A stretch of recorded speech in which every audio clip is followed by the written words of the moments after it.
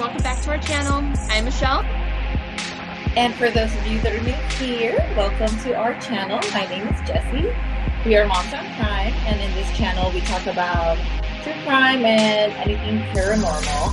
But today, before we jump into our story, we would like to thank you guys for subscribing to our channel. We've reached 1,000 subscribers. Yay! So that's very, very exciting. Thank you guys for always watching our videos, for tuning in, and for subscribing. And if you guys haven't already, come on and join the club.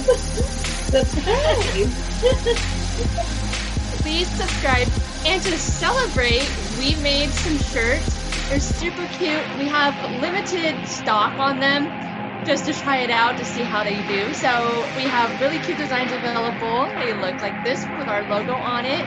And we have 3 different ones available. So there's black with pink letters, there's black with white letters, and we have all white with black letters on them. So I'm going to leave a link below where you can buy them from us, and we would love to see everybody wearing one of our shirts and supporting our channel.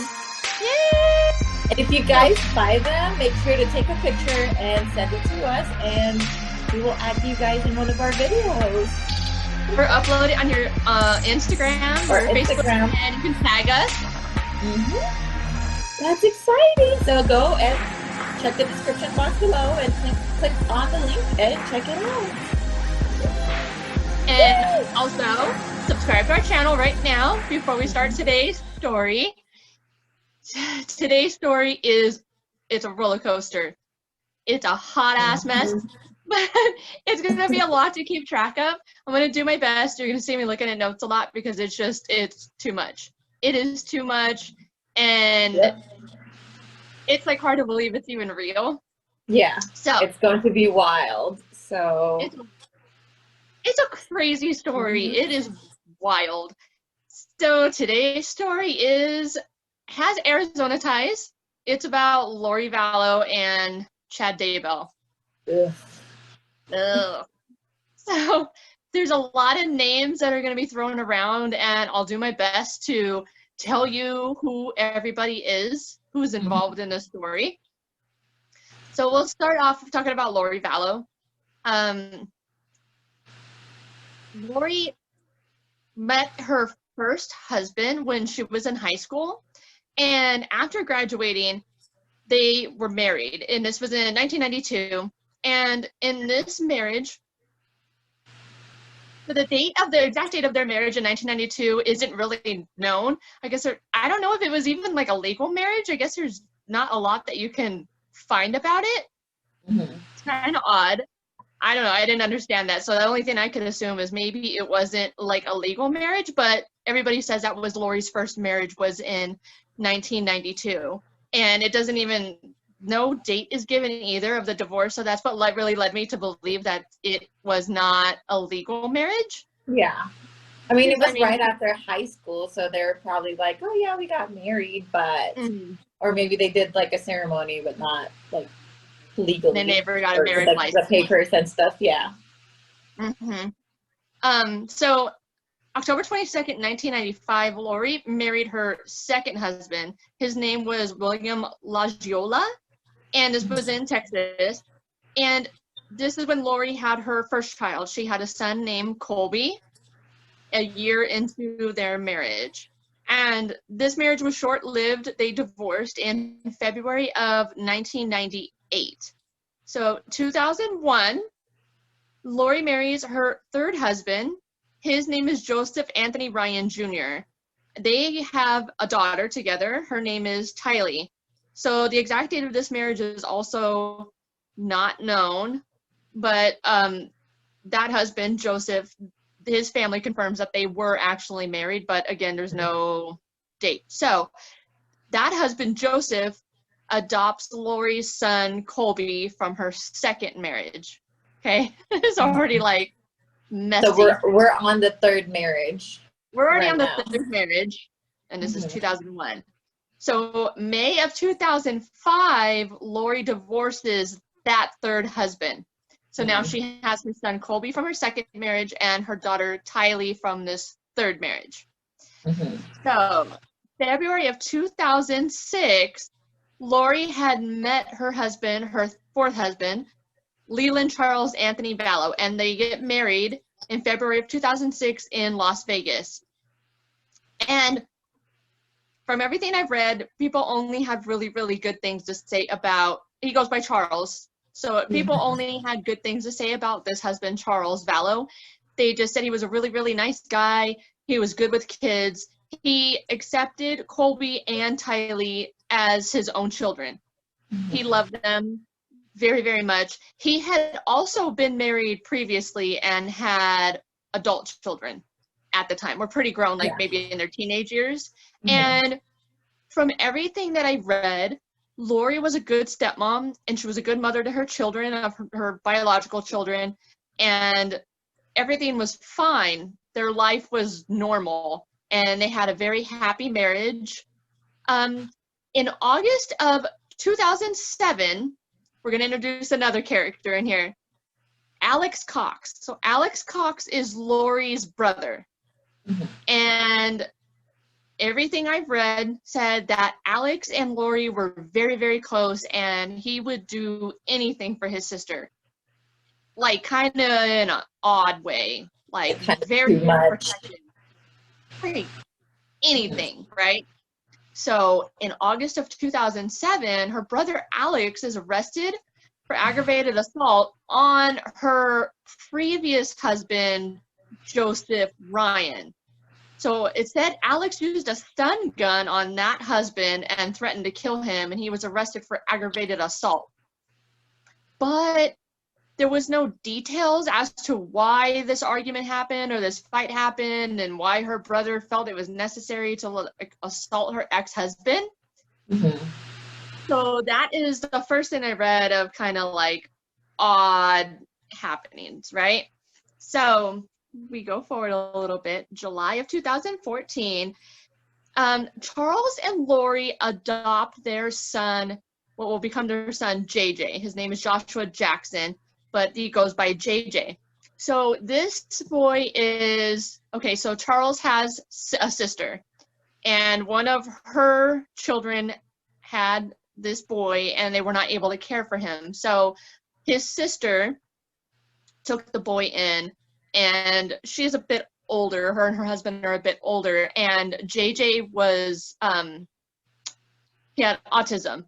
So he was a little difficult, I mean, not difficult to take care of, but he needed a little more attention, right? He required more attention than your average. So because they were a little older, it was a little bit difficult for them to care for him. So Lori and Charles decided to adopt JJ. So this was actually Charles's grandnephew. So they adopted him. So now I believe all of Charles's kids were grown and out of the home. So they had Lori's son, Colby, and they had her daughter, Tylee, and now they were adopting JJ. But by all accounts, this was a happy family, and Lori was a good mom, and there was no issues in the home. So at the end of 2014, Charles and Lori moved to Kauai, and JJ and Tylee moved with them. So I guess they moved to Kauai for business reasons. For Charles, he was a business owner. I'm not sure exactly what type of business he had, but they tried out the move to Kauai for his business. And shortly after, in 2015, Lori finds these books, and they're authored by a man named Chad Daybell, and they have a lot to do with the LDS religion and some beliefs, but it's said that these books are a little far, like they don't completely align with the LDS religion necessarily. So it said in 2015 is when she read her first book authored by Chad Daybell, and she became obsessed. Yeah. So tell us about Chad Daybell, Mama. Yeah, so I have, a little history about Chad Daybell. He was born on August 11th, 1968, and he graduated with a bachelor in journalism. In the beginning, before he founded his publishing company, Spring Creek Book Company, in 1994, excuse me, he worked as a cemetery worker for Springville, and I think that's how he met his wife, Tammy Daybell. So she worked at the cemetery first, and then I think Chad started working there. And Chad, he authored at least 10 books. And, the couple, they said they both founded the company, the publishing company. So if you would ask neighbors and friends, they said, they were excellent workers and they were both very respected in their community. But then again, once Chad started writing, publishing his books and stuff, for some reason, he said that he can talk to the dead, and he started having visions and prophecies, like what you mentioned. And he was also in that church, the Latter-day Saints, but a lot of people are saying, he was in a cult or something, because he was so obsessed, and people even said that he so believed in whatever he was trying to preach that, whatever you say, it's not correct. It's only what he said, and they need to follow him. And he believed that Christians needed to prepare for the tribulation period before the second coming of Christ. And that's what he kept on preaching and telling everybody, and even writing on his books. He even said, preparing, like stocking food, water, weapons to fight Satan's army.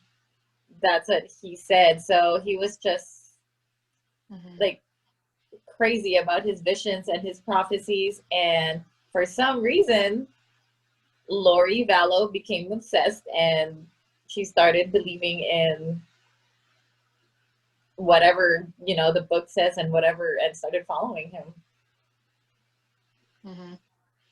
Yeah, like I read that he really believed he was a prophet, and he really believed that he had these visions, and that the second coming of Christ was coming in July of 2020. And Lori really sold into this idea, and it was like, the family said that she had a definite shift in her behavior and the way she began to act once she began to read these books. So 2000, it says like late 2016, early 2017, the Vallows decided to leave Hawaii, and they moved to Arizona. And again, this was for Charles's business. It was just best for his business. So April 3rd, 2018, Lori's ex-husband, Joseph Ryan, dies. So this is the husband that her brother Alex had assaulted previously, right? So all of a sudden, this guy in his 40s dies from a heart attack. And I don't know how much they looked into it then. I don't know if he had other health conditions and they didn't look into it further, but he died. So this is the first person to die, okay? Keep this in mind. Ex-husband. Did they cremate him, though? I think they cremated him. That I'm not sure. I don't know if I read that part. They might have. So that's why they can't exhume the body and do an autopsy further.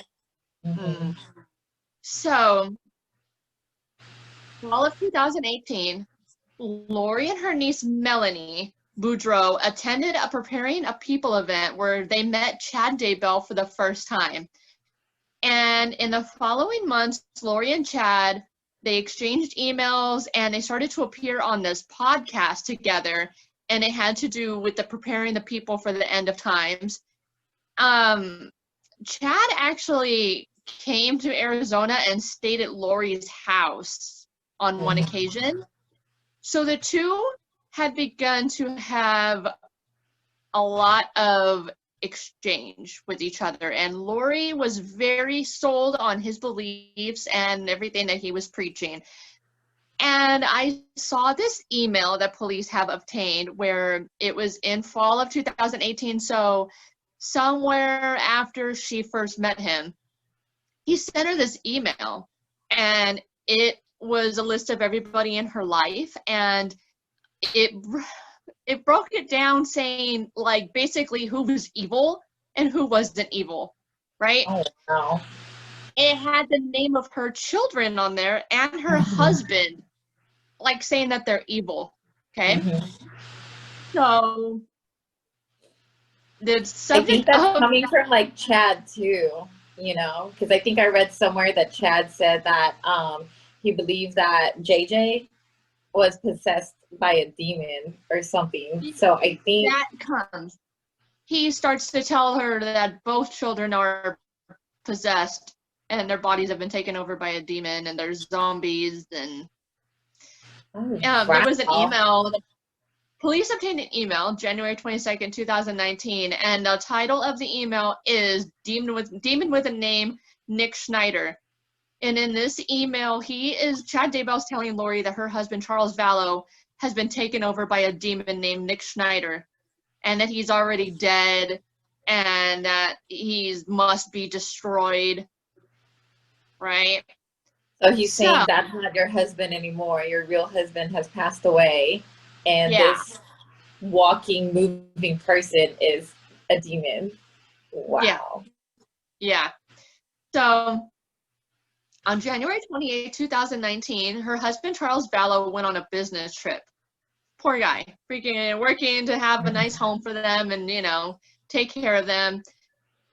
He goes on his business trip, and while he's gone, Lori transfers $10,000 out of his business account. And the next day, on January 29, 2019, she then transfers an additional $25,000 out of his business account to an unknown account. And he gets a phone call from Lori, and she says that she's a godsend. She's a god, and she's sent to carry out the work of 144,000 for Christ's second coming. And she's just saying all this crazy, right? Like, she's a chosen one, she's a god. And she tells him, I'll kill you if you get in my way, because that's what Jesus says I'm supposed to do, and that Jesus is coming July of 2020.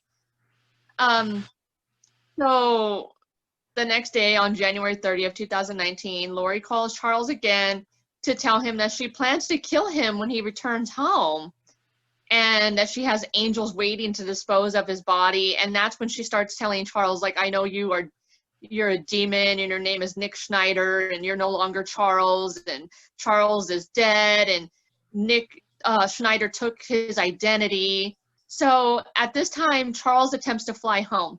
He's worried about his kids. He loves his kids very much. He loves JJ. He loves Tylee as his own daughter. So at this point, he attempts to fly home to Arizona, and that's when he found out that Lori had canceled his return flight.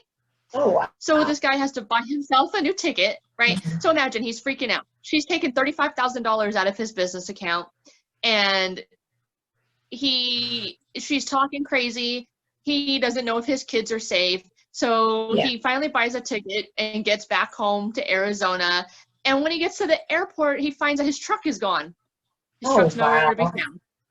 So this poor guy, he gets home. He finally makes it home, and the house is empty.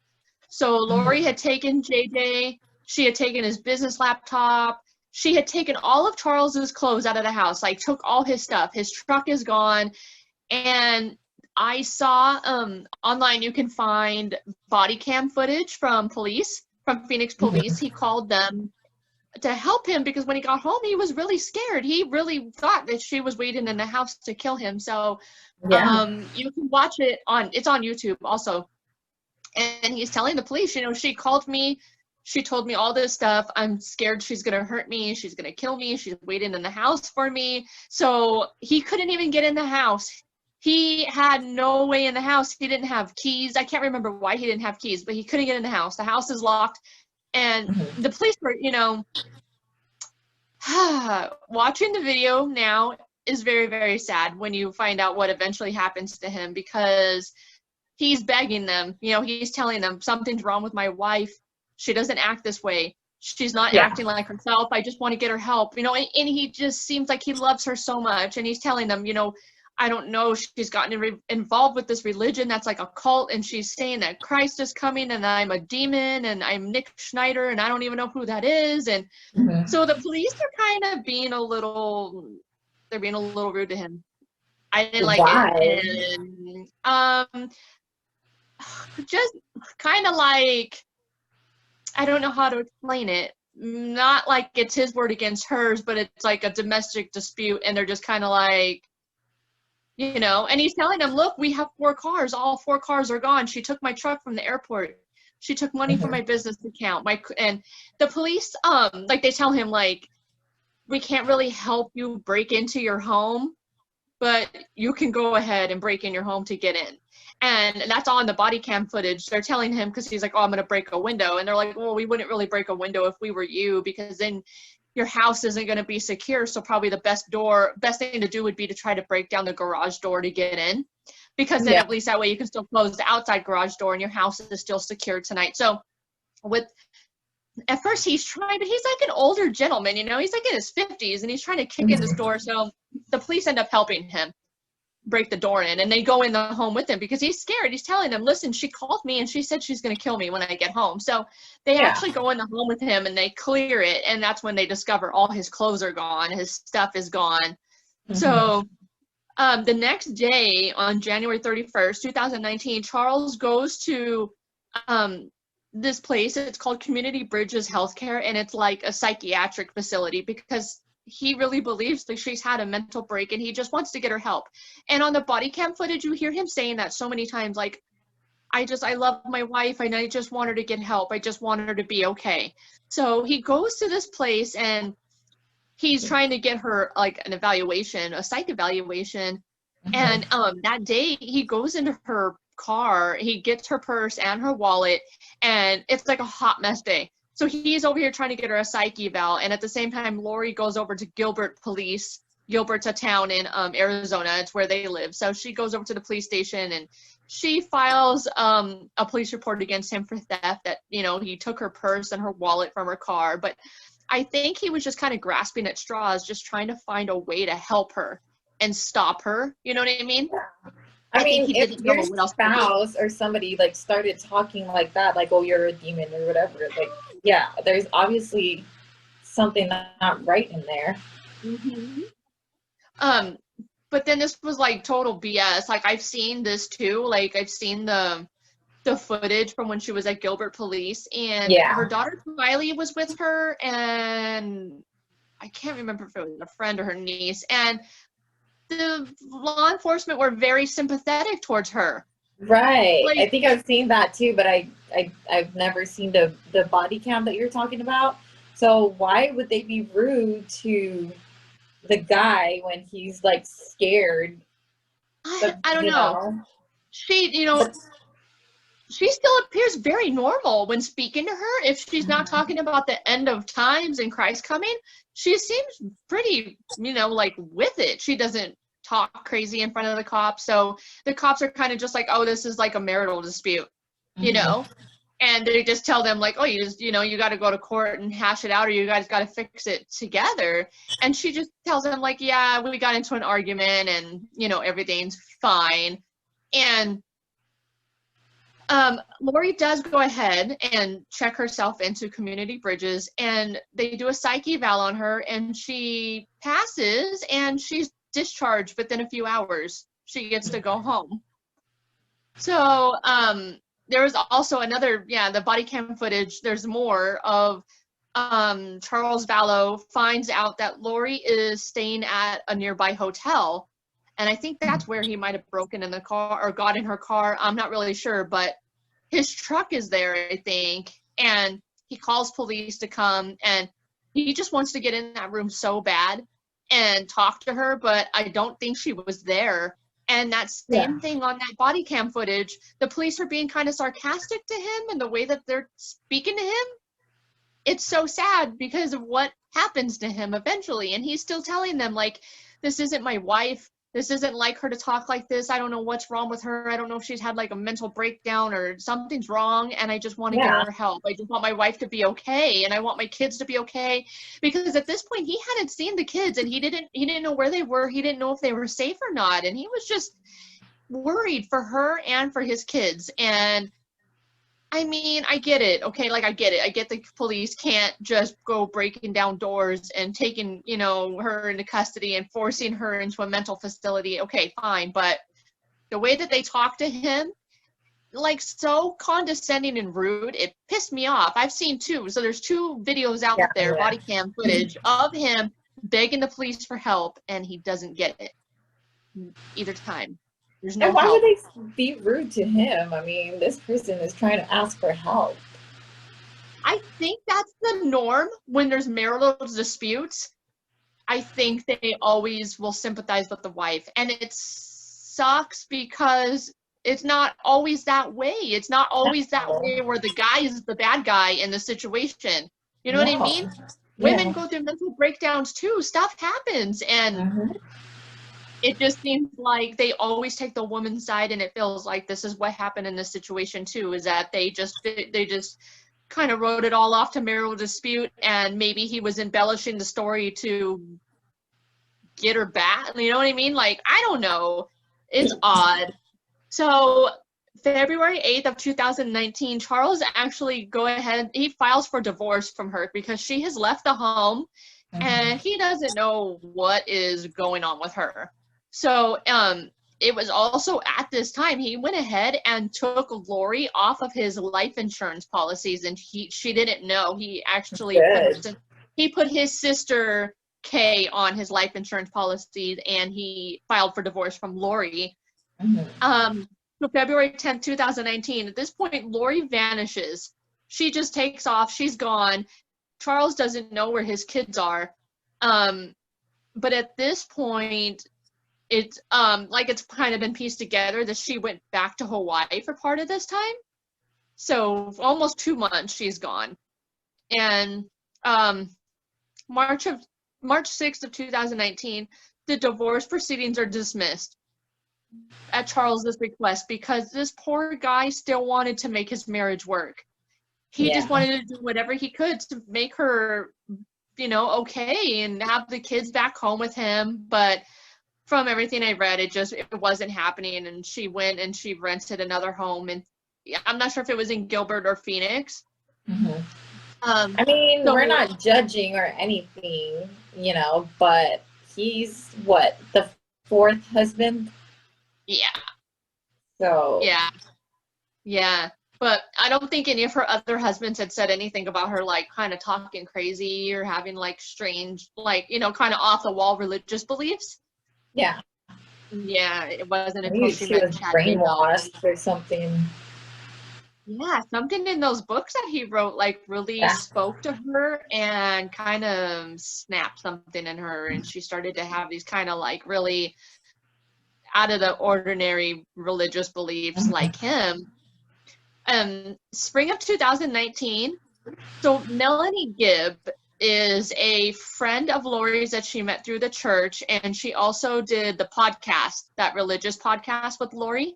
So she said this is the first time that she heard Lori call her daughter Tylee a zombie, because Tylee didn't want to babysit her brother JJ.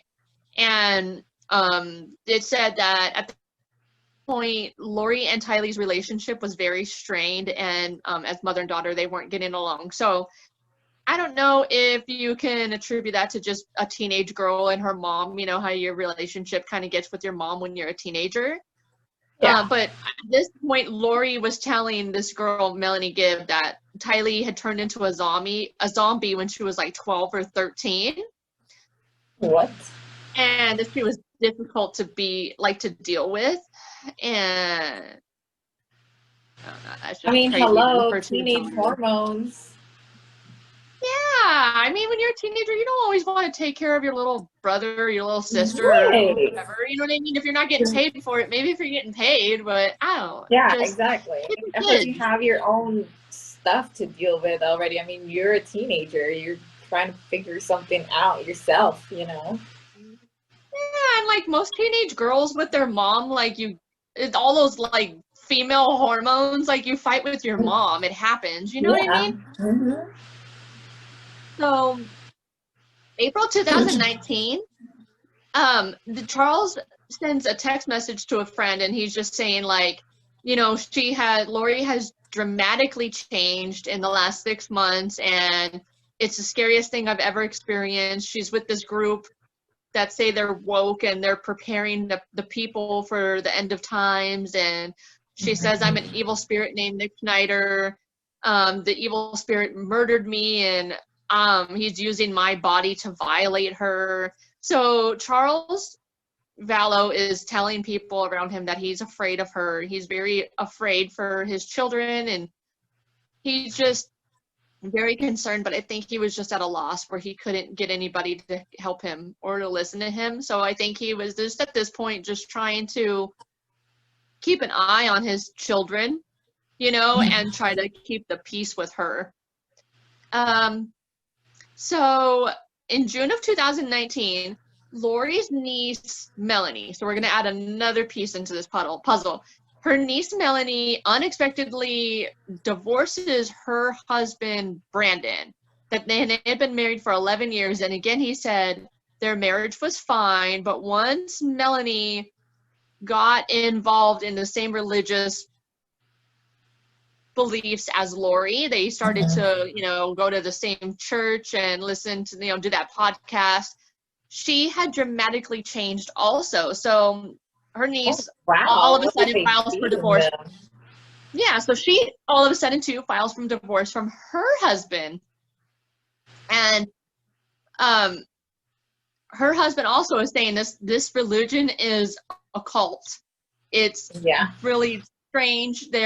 She has totally changed too. She's not acting like herself either. And so they divorced, right? So July 11, 2019, Charles arrives at Lori's home in Chandler, Arizona to pick up JJ. And I believe he was going to take him to school.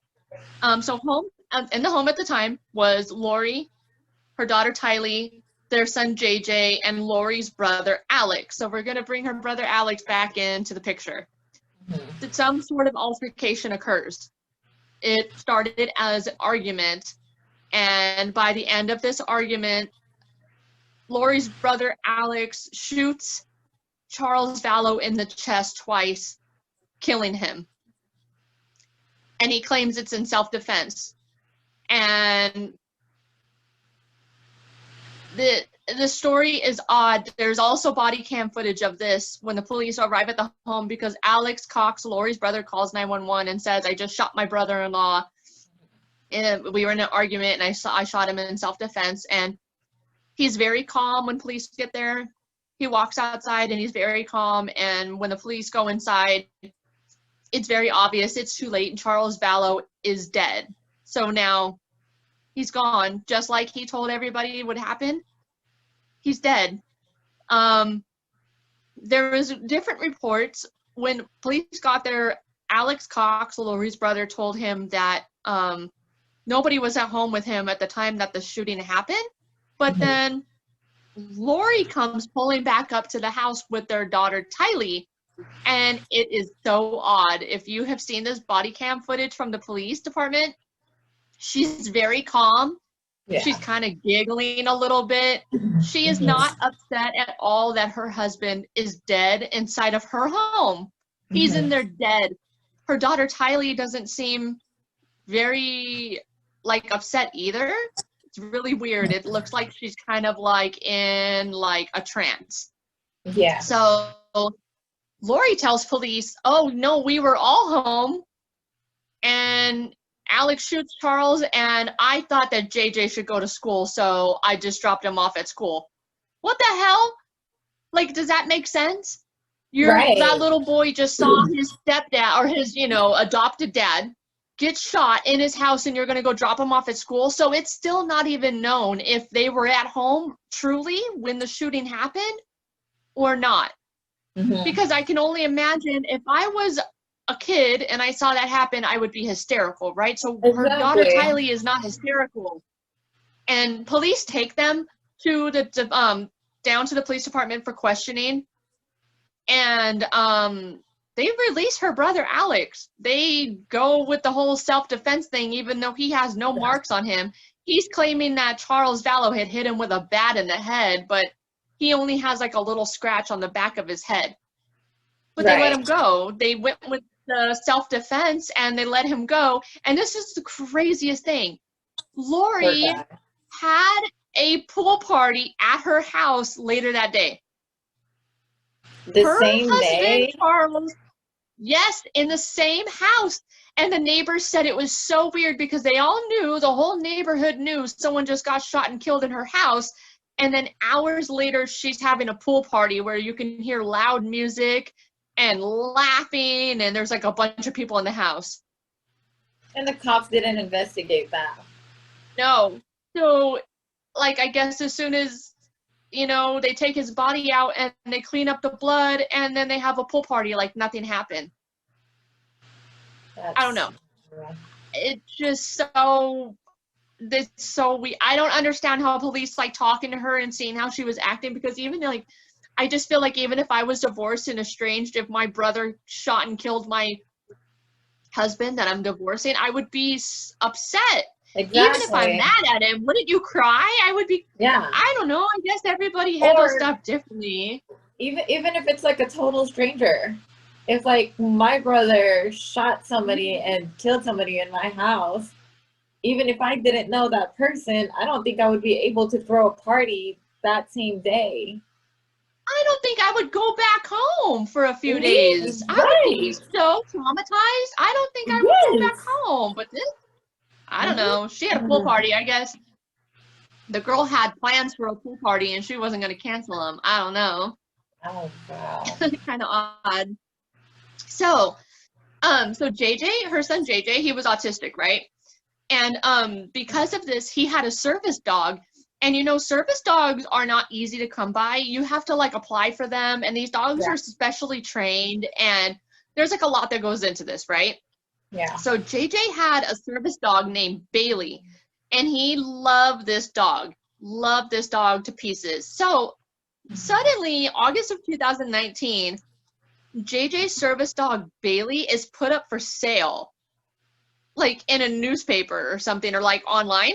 And the dog trainer that trained this dog Bailey actually finds out, and they're like pissed. And they, you know, they tell Lori, they get in contact with her, and they say like, you can't just sell this dog. This is a special dog. This is a specially trained dog. You don't just sell it on freaking Craigslist, you know? Right. So it's August of 2019.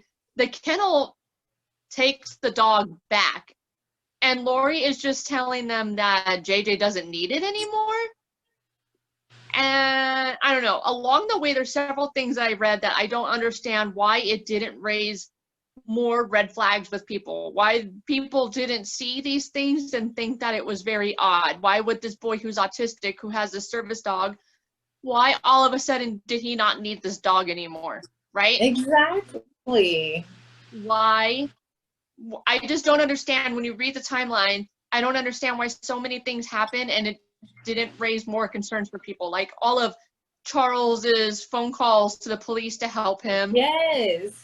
The dog, like, the service dog, the pool party after he gets murdered in her house. Like that. No, that's what I was gonna say, because that should be like in the records or something. Like, oh yeah, this guy had called us, like, you know, a couple of times saying that the wife is talking about killing him and stuff, and then bam, all of a sudden he's dead. So why didn't they should have investigated more? Isn't that weird? You know? Yeah. He told the police on multiple occasions that she said that she was going to kill him, and I don't know if it's just because it was her brother that shot him and not her. But it was in her home. Their stories didn't match. The brother said that he was alone by himself, and then all of a sudden Lori's saying that, oh no, we were there. And then the pool party afterwards, they should have questioned them more, or I don't know. Done more. Yeah. So On August 10th of 2019, JJ's grandma, Kay Vallow, so this is Charles Vallow's sister again, she spoke with JJ on FaceTime, but she said had become where, like, it had come to the point where communication with JJ was very sparse. It was very hard to get in touch with him. And so on this day, she said that she was only able to FaceTime with him for like 35 seconds. And she said the whole time it seemed like he was being coached and like he was very distracted. And this was the last time that JJ's grandparents had any contact with him. And then September 1st of 2019, Lori suddenly moves to Rexburg, Idaho with Tylee and JJ. She picks up and moves to Idaho. Tylee originally had wanted to stay in Arizona and stay with a friend, but she loved her little brother JJ so much, she decided at the last minute that she wanted to stay with him. So she ended up moving to Rexburg also. So, you know who else lives in Rexburg, Idaho?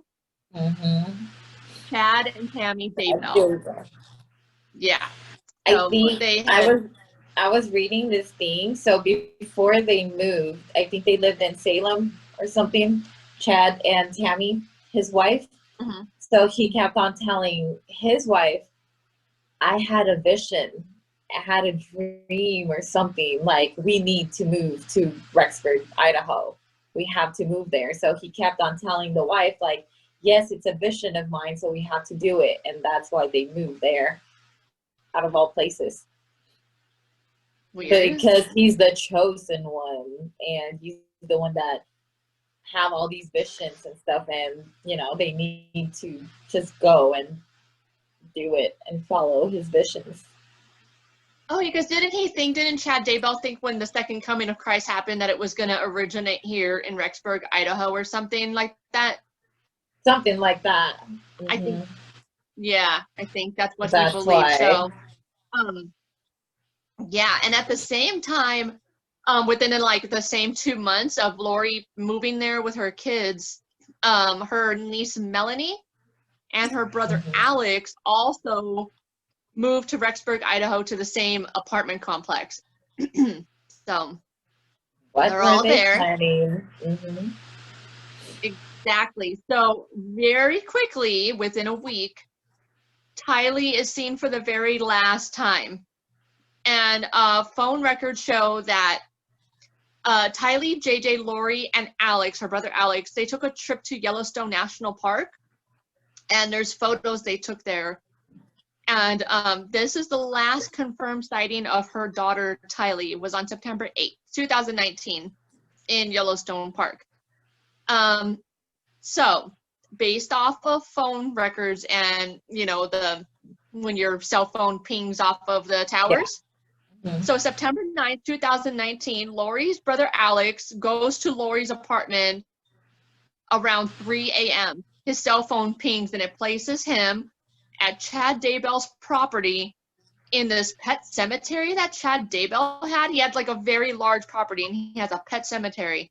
So cell phone show that Alex Cox was at Chad Daybell's property at the pet cemetery at 3 a.m. And Chad's neighbors hear a gunshot. And Chad tells his wife Tammy that he had shot a raccoon outside and buried it in the pet cemetery. So 10 days later, September 19, 2019, Melanie Gibb, so that's Lori's friend, she does that religious podcast with Lori. She arrived at Lori's home with, Melanie arrives there with her boyfriend, and they're just visiting from Arizona in Rexburg. And shortly after she gets there, Lori is telling her that JJ had become a zombie, right? She's talking crazy about the kids being zombies again. And first it was Tylee, now it's JJ. Yeah. So a couple days later, on September 22nd, Melanie Gibb and Lori are recording a podcast episode in Lori's apartment in Rexburg, Idaho, and her brother Alex stops by, and she said that he was holding JJ, and it looked like he was sleeping. And this on September 22nd is the last time anybody sees JJ. Anybody outside of the family, because then, of course, after this, Lori will go on to make a lot of different claims of where the children are, but this is the last time that anybody physically sees him alive or sees him at all, whether he was alive at this time or not. So the next day on September 23rd, JJ is absent from school, and Melanie's boyfriend asked where he was, and Lori tells him that JJ was acting like a zombie, so Alex took him. And around 10 a.m., again, Alex Cox's cell phone pings at Chad Daybell's property at a pond that's there. So the next day, September 24th, Lori calls JJ's school and tells them that he will not be returning to school. And she first tells them that JJ's staying with his grandmother in Arizona. And then she changes the story and she says that she's going to homeschool him. So there's two stories now where JJ is. Either he's in Arizona with his grandma or he's being homeschooled by Lori in Idaho. Right? Two different stories. So according to everything I read, in a lot of states, and Idaho is one of them, the school is not required to make any further contact regarding a child. If the parent says, I put them in another school, they are staying with their grandma in another state, I'm going to homeschool them, the school has no legal obligation to follow up. That's just crazy, because I kind of feel like if you pull a kid out of school, I feel like in order to do that, you should probably have to show proof that they're enrolled somewhere else. Right. Right? I kind of just feel like,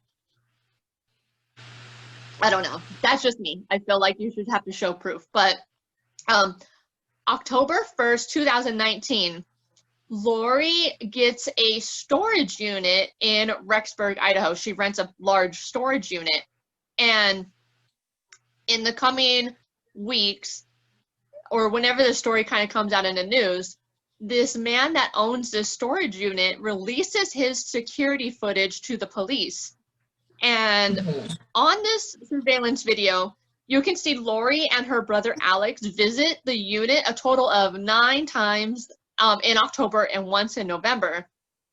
And on this footage, you can see that they're moving stuff into the storage unit, like, you know, in and out. And on a few occasions, you see them with this very large, like, storage bin, you know, those ones with the lid that snaps on. You see them with this storage bin, and it's very odd. They, like, you can sell, like, they bring it in, right? They bring it into the storage unit, they leave it, and then they come back, like, the next day, and they get it again. And then they leave with it, and then, like, the next day or a couple days later, you see them bring it back. So it's, like, a lot of back and forth, and the storage bin looks very heavy, right? Looks incredibly heavy. I guess she ended up, I don't know if she stopped paying for the storage unit, but what they eventually found, or maybe when the police got a search warrant for it, maybe that's what it was, they found there was gun casings in there, and a lot of the children's, like pictures of the kids and, like, their baby books and stuff were in there, and like kids' bicycles. Like, a lot of the kids' belongings were in the storage unit. So the day after Lori actually initially got this storage unit, on October 2nd, 2019. Okay, so remember her niece, Melanie Boudreaux? So her ex-husband, Brandon, still lives in Gilbert, Arizona. He calls 911 and reports, like, a drive-by shooting. He had just pulled up into his home, and this Jeep pulls up and, like, opens fire on him. I guess he had just gotten out of his car, and he said he actually felt a bullet whizzed by his head and it broke out his car window. And he was like, this is the thing that, like, really weirded him out. He knew that Jeep. He knew that Jeep, and he had seen that Jeep before. And guess whose Jeep that was? Charles Vallow, Lori's ex-husband that's now dead. that was his Jeep that just did a drive-by on his house. So who's driving it, right?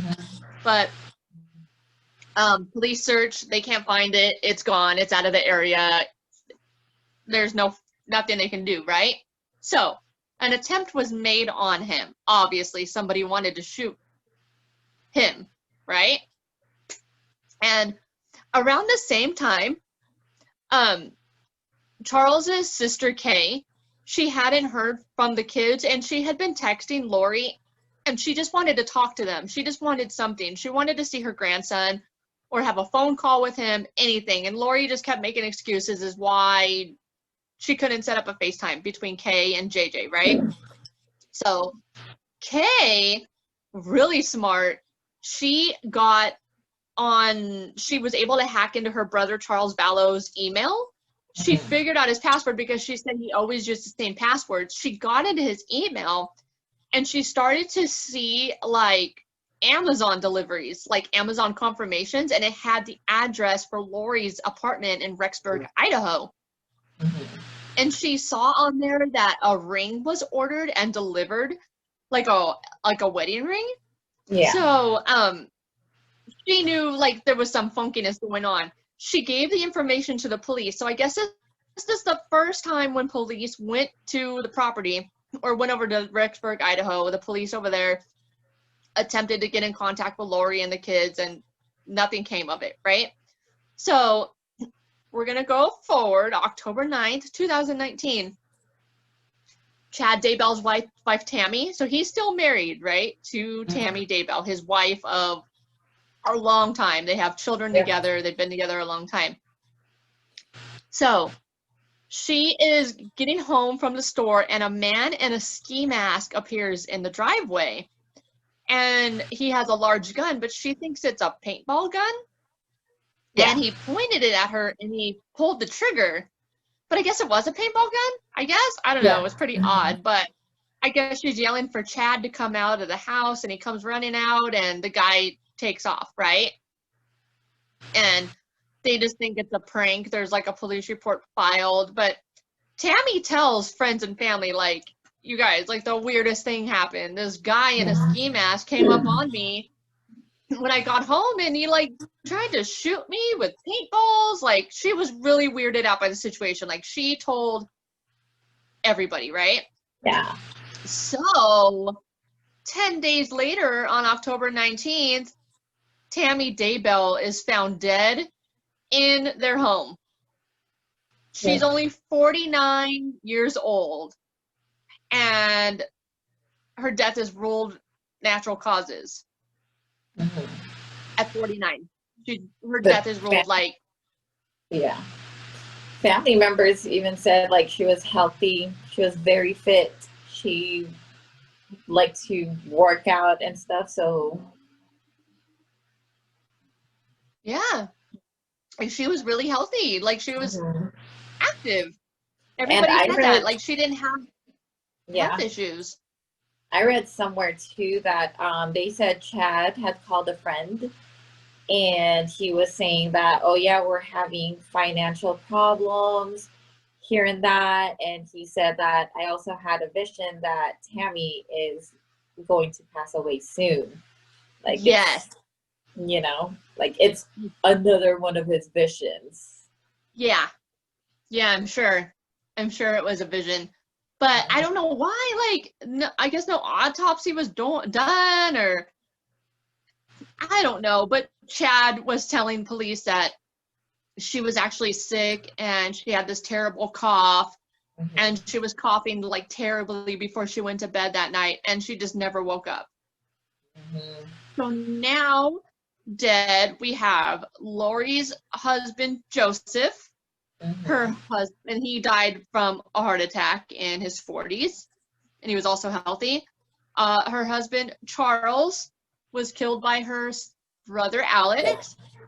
Somebody attempted to kill her niece's husband, and now we have Chad Daybell's wife dead.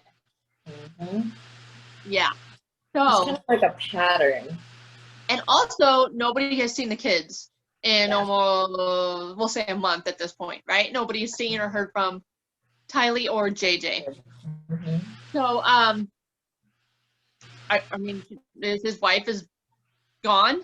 She's buried. There's a funeral.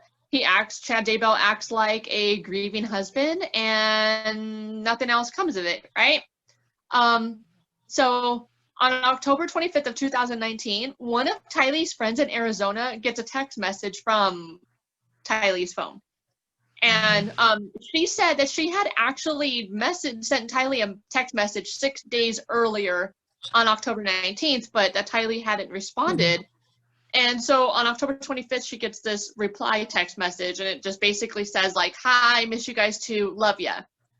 But the friend says that this is weird because like the way that the words are spelled in this text message is not like Tylee. She said she would always spell out every word. So the word love is spelled like L-U-V and like yeah, like Y-A. And she said that's not like Tylee. Like Tylee would usually spell out all her text messages. And I guess she still had previous messages. So she said all of a sudden it just seemed very like unlike her. And she said it previously wouldn't have taken her 6 days to reply to a text message. And she said also, like, if I had reached out to her, like, she would have responded to me and we would have had more of a text exchange. We would have talked and it wouldn't have been just one message that was so, like, short, and not, like, it wasn't her. She felt like right away it was odd and it didn't seem like Tylee that was texting her back. So in late October of 2019, so this is like, probably, let's say a week after Chad Daybell's wife, Tammy, passes away, Chad gets $430,000 in life insurance payout from his wife's death. So within a few weeks, early November of 2019, Lori and Chad begin to deny the existence of Lori's children. And at this point, there's several different stories that are told. Some people are told that Lori has no minor children, that her son is grown and there's no other children. And then she actually told some people that Tylee died in 2017. So already there's conflicting stories where her kids are, or if she even has kids at all. Yeah. And there's other stories that begin to come out where Lori had made statements to people that the kids were zombies.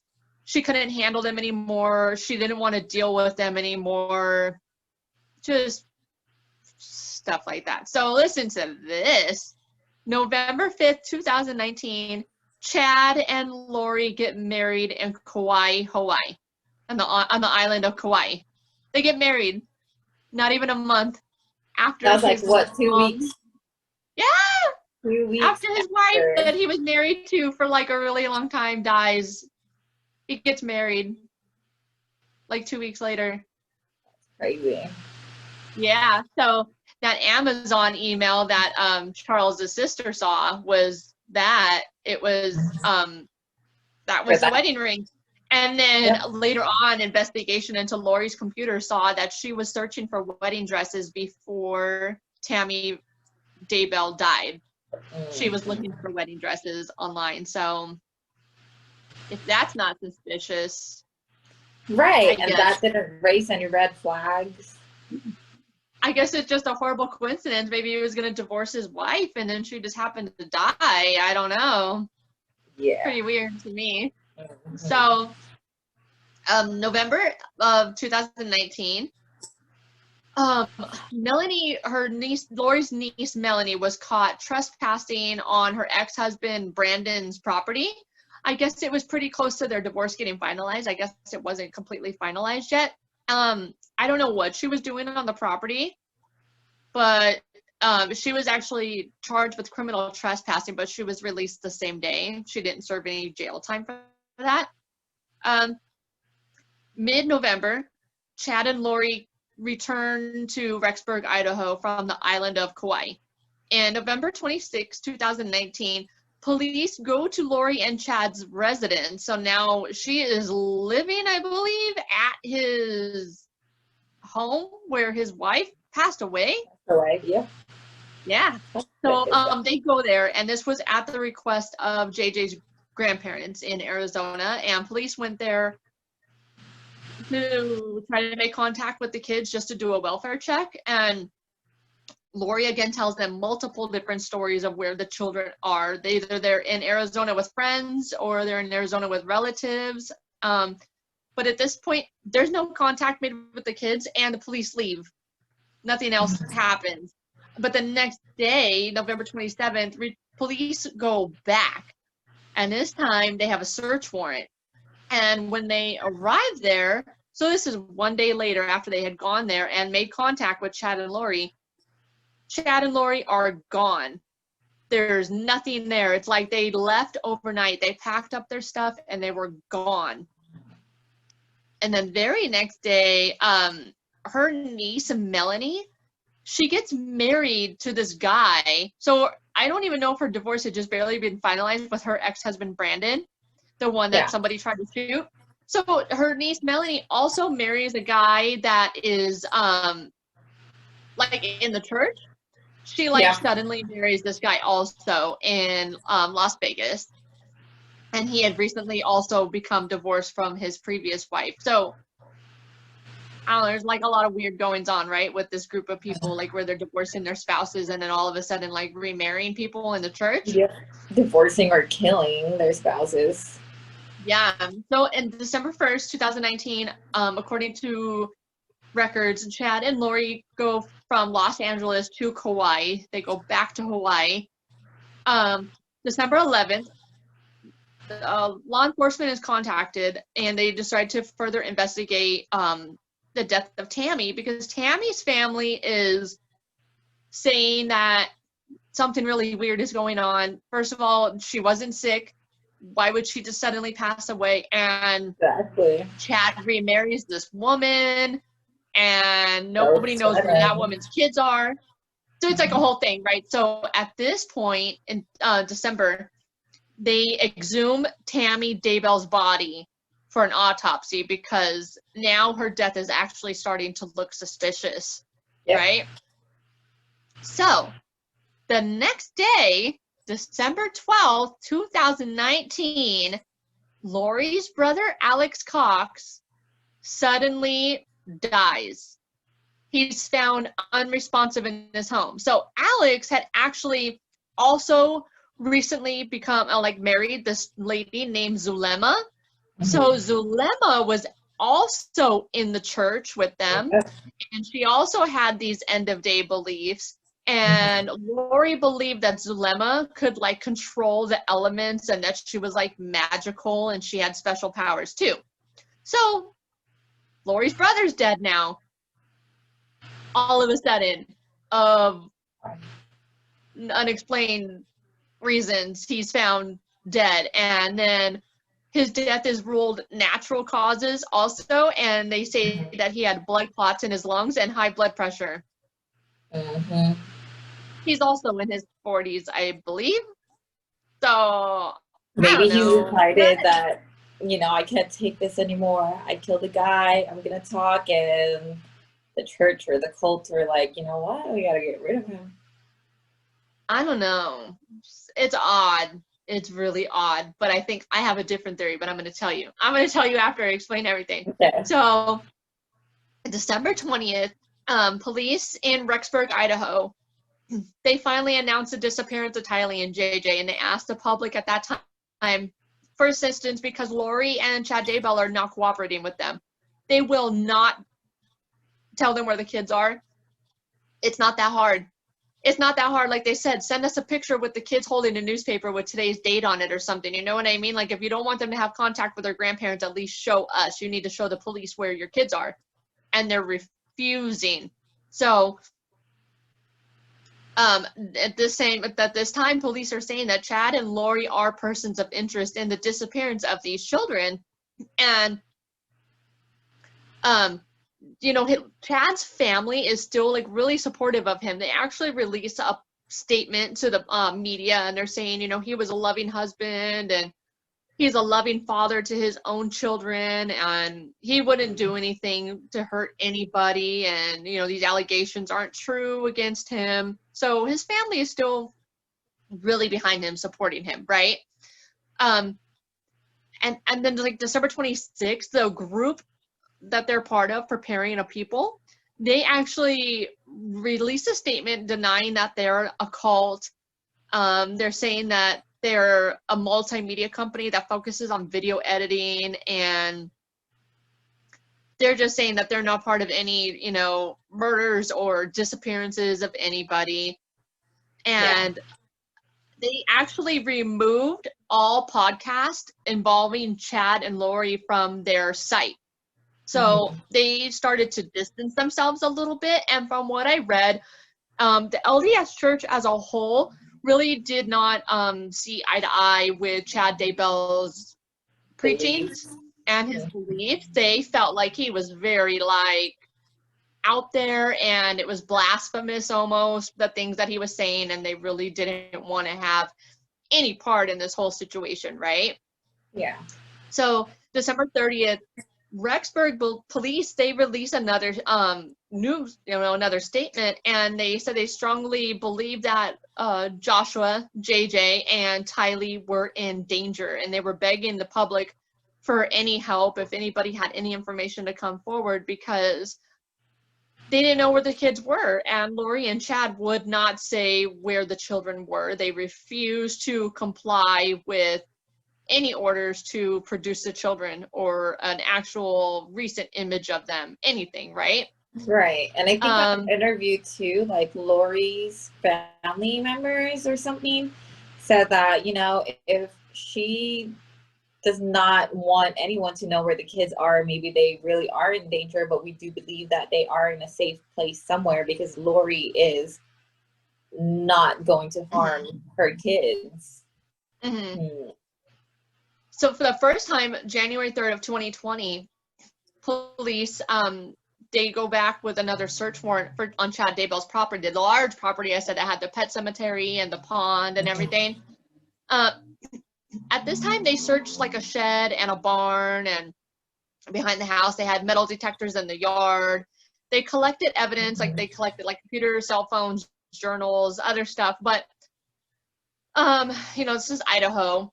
They didn't do any other searching, and what I read later on is because the ground was frozen, right? So they just did property search, in buildings, like the house and the barn and shed and all of that. In January, JJ's grandparents, they have a press conference, and they announced they have a $20,000 reward for the return of the children, both kids. They're worried about both kids. They love Tylee too. Tylee was a part of their life, and they just wanted what was best for them. And they were begging, they were telling Lori in the news, if you don't want to take care of the children anymore, give them to us. We'll take them. We'll take the kids. If you want to go with your new husband and live your life, fine, just give us the kids. But of course, Lori does not respond. January 25th of 2020, law enforcement locate Chad and Lori in Kauai. So now they're back there, and they serve them with a court order to physically produce the children. They tell them, you have until this day, so it was 5 days from then, so January 30th, they tell them, you must produce proof of life to us, of these children. You need to bring them to us physically. It's beyond pictures of them holding a newspaper now. You need to bring them, right? Yeah. And then they searched their vehicle, Chad and Lori's vehicle. I guess they had a lot of cash on them and stuff, but nothing else of any evidentiary value was found. And January 30th rolls around, and there's no kids. They don't comply at all. There's no kids produced to them. And on February 16th, there's documents found that from Chad Daybell, I believe it's a friend of his, and she turned it over to the police because it was it was odd. It was stuff that he had written out about his belief in zombies and demonic possessions, dark immortal beings working in the Rexburg police, and kind kind of saying like maybe police officers needed to be destroyed because anybody who spoke out against them suddenly was this dark being, this dark spirit. They were possessed and they were zombies. So now they're starting to say that police are zombies, right? Not everybody Really is, yeah. crazy stuff. Yeah. So February 20th, because they had not produced signs of life on the children, February 20th, Lori is arrested in Hawaii. And she's charged with 2 counts of felony, desertion of children, as well as misdemeanor charge of resisting and obstructing an officer, solicitation of a crime, and contempt. And she's held on $5 million bond. And she's pending extradition back to Idaho at this point. And she's like asking in her first appearance to the judge, like, to lower her bail, and she's trying to fight the extradition order. So I guess she waived that eventually, like within a few days, and she is sent back to Idaho. So her bond is still set at $5 million. And on February 29th, Chad goes back to his large property in Rexburg. And within a few days, Lori is also sent back to Rexburg, Idaho. So they're both there. And Lori has a few other like court appearances, and at one they actually do lower her bond from $5 million to $1 million. I don't think they should have done, because I saw this interview with this girl who was actually in jail with Lori, and Lori was trying to figure out ways to raise money to get herself out. And she said Lori never even seemed concerned about her kids. She didn't talk about them. She really seemed to like thrive and like think it was like she really loved the media attention that she was getting. Like she would do her court appearances and like get back to the jail and want to watch the news in the evening to see herself on TV. Like fucking odd, right? So there's also there's a letter in April of 2020 that has now been released to the media. And it's a letter to the Attorney General's office in Idaho. They had taken over the Tammy Daybell case because now they're investigating it as suspicious. And now they are saying that there was a conspiracy regarding the death of Tammy. And this is when the investigation starts into murder charges against Chad Daybell at the very least, if not Lori also, right? So June 9th of 2020, police returned to Chad Daybell's property with the search warrant. And I mean, for us in Arizona, June, like the ground has been thawed, right? I mean, we don't even really, I guess it kind of freezes here, but I guess in Idaho by June 9th, they could actually dig because at this point the ground is completely thawed. And with this search warrant, this makes me so sad. This is when they find 2 sets of human remains. The first set is found in the pet cemetery, and the second set is found near the pond on Chad Daybell's property. And within a couple of days, the police positively identify the remains as Tylee and JJ Vallow. And Chad Daybell is arrested, and his bail is also set at $1 million. They've both been charged with felonies, but okay, so the felonies are like conspiracy to conceal evidence. There's like a few different, like there's a lot of felony charges, but there's no nobody's been charged with murder yet, right? So this is my theory. Okay, so this is the last thing. Because of COVID, things have been delayed, but the last thing I read, see on here it says that Lori's trial is set for January 25th, but I think it's been updated what I was reading. I believe they're now going to combine their trials, but I'm not for sure on that. But I now think that Lori's for sure has been moved to April of 2021 for her trial. Yeah. But this is my theories, Mama. I think that her brother, Alex, killed the kids for her. I don't think necessarily that her or Chad did it. I think that her brother did it. And I think they killed her brother just to keep him quiet, because maybe only the three of them knew what happened to the kids. Mm-hmm. And I think maybe Chad and Lori trust each other so much that they took her brother out of the equation, and they don't think that, you know, they're not going to tell on each other. But I'm willing to bet, I think that her brother killed everybody involved. I think that he's the one who attempted to kill her niece's husband. I think he probably helped kill Tammy Daybell. I think he killed the kids. And then I think maybe Lori and Chad, or Alex's wife, the lady that he married, that, you know, they said she could control the elements. Maybe she poisoned him and killed him.